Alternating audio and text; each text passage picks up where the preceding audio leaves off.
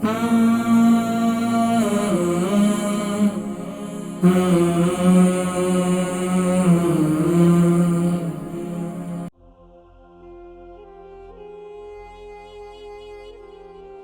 हमारे जिस्म का ऐसा तो नाजुक हिस्सा है, क्योंकि इसका ताल्लुक जहाँ दिल से है, वहीं दिमाग से है, वहीं आँखों से है, वहीं हमारे गले से है, पूरा एक निज़ाम है। तो हमारे तिब में कहा जाता है जिसको दायमी नज़ला हो ना, दायमी नज़ला हो यानी कि जिसका नज़ला बाहर नहीं आता, केरे की सूरत में अंदर जा रहा है, मैदे की तरफ जा रहा है या अंदरूनी तौर पर जो है वो अंदर ही अंदर वो रुका हुआ है, तो यकीनन वो आधे सर दर्द की भी शिकायत करते हैं, वो बेचारे और भी मुख्तलिफ अमराज़ का शिकार होते हैं। तो बहरहाल वजूहात की तरफ हम ज़्यादा जाएँगे तो बहुत आगे निकल जाएँगे।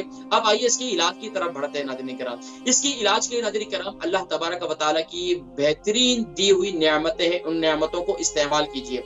सबसे पहले तो आप ये अहद कर लें कि आपके घर के अंदर कार्टन बर्ड्स हैं, तो आपने उसको उठाकर बिन में डाल दें। मेरा मशवरा ये कि वो आप जितनी इसकी सफाई आप कोशिश करेंगे ना, अल्लाह पाक ने ये हमारा कान जो बनाया है, ये कान अल्लाह पाक ने इसके अंदर जो वैक्स पैदा करते हैं, देखिए खुद ब खुद इसके अंदर वैक्स पैदा हो जाती है और वो चिकनाई जो है वो खुद ब खुद गंदगी को बाहर निकाल लेती है।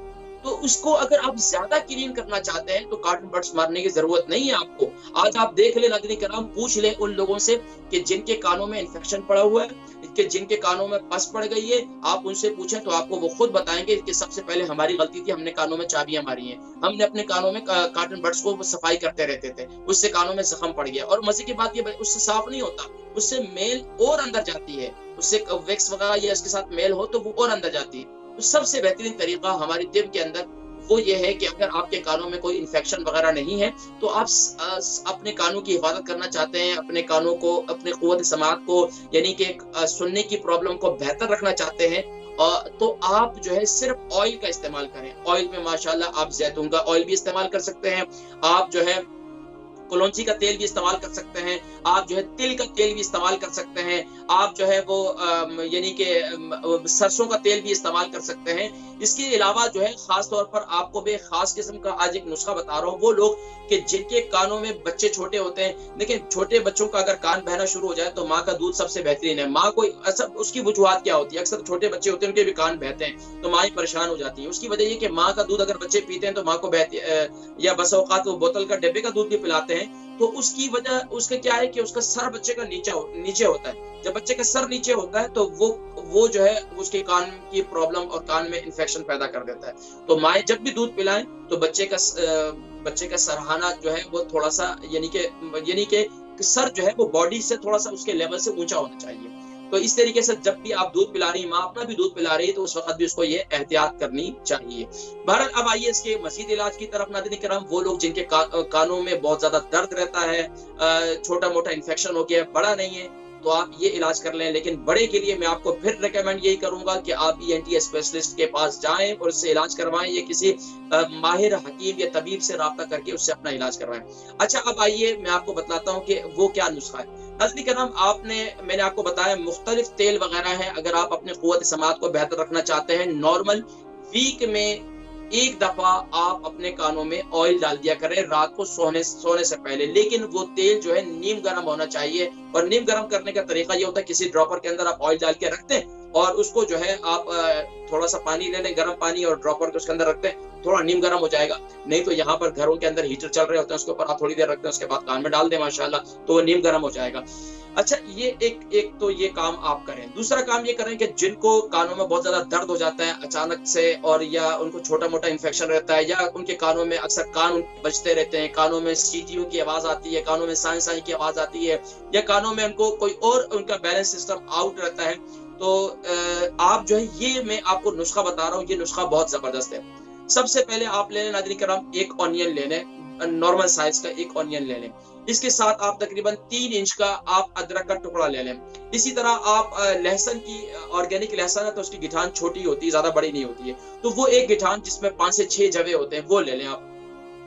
अच्छा, आप क्या करें कि आप अदरक का जूस निकाल लें, लहसुन को इसको पीस कर इसका पेस्ट जो है आप क्या करें, तकरीबन जैतून का तेल नहीं, आप इसमें ले लें कलौंजी का तेल, तिल का तेल और मस्टर्ड ऑयल, ये 3 तेल ले लें। कलौंजी का तेल आप ले लें, यानी कि आप ये हम वज़न ले लें, तकरीबन कोई 10-10 ग्राम ले लें आप। यानी कि आप कलौंजी का तेल आप इसको ले लें टेबल स्पून से, अगर करना चाहें तो वो सबसे आसान है।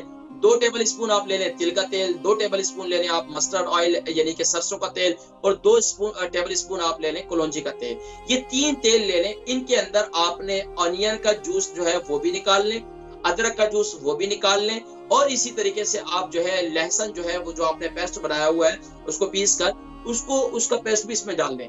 अब जो ये अनियन का पानी है और ये अदरक का जूस है और ये जो लहसुन है, अब ये सब बिल्कुल जब ये पानी खुश्क ना हो जाए और लहसुन जल ना जाए उसके अंदर, तो आपने उस वक्त तक उस तेल को उतारना नहीं है और पकाना इसको हल्की आंच पर है। इसको पकाना हल्की आंच पर है, और जब ये पूरा खुश्क हो जाए, पानी इसका बिल्कुल ड्राई हो जाए उसके अंदर और ये लहसुन भी जल जाए, अब उसको तेल को किसी भी जार के अंदर, कोशिश करें कि जार जो है वो अगर यानी कि प्लास्टिक की नहीं है यानी कि शीशे की है तो वो ज्यादा मुफीद है कि ये ऑयल जो है ज्यादा देर आपका चलता रहेगा। तो कांच की बोतल के अंदर इसको डालकर छान कर इसको रख दें, और जब भी आपके कान में तकलीफ हो या कानों की आप वैसे भी सफाई चाहते हैं तो आप ये ऑयल घर के अंदर इस्तेमाल करें और यही आप अपनी नाक पे भी लगाएं।